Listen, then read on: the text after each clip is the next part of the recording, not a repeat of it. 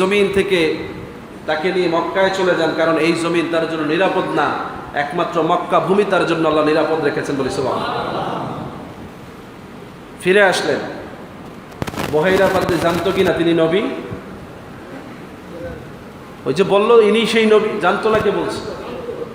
জেনেই তো বলেছে ইনি সেই নবী, কারণ সেই কথা তার জ্ঞানের মধ্যে পূর্ববর্তী নবীদের কিতাব থেকে তিনি পেয়েছেন।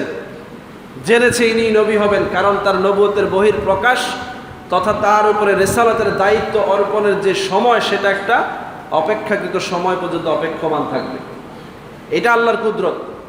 তার মানে তিনি এই 12 বছর বয়সে নবী ছিলেন না, এরকমটা বলার কোনো সুযোগ নাই। নবী না হলে মেঘ ছায়া দেয় কেন? নবী না হলে গাছ সেজদা দেয় কেন? নবী না হলে পাথর সালাম দেয় কেন? কথা বুঝতেছেন? সমস্ত মাখলুকাত জানে তিনিই নবী।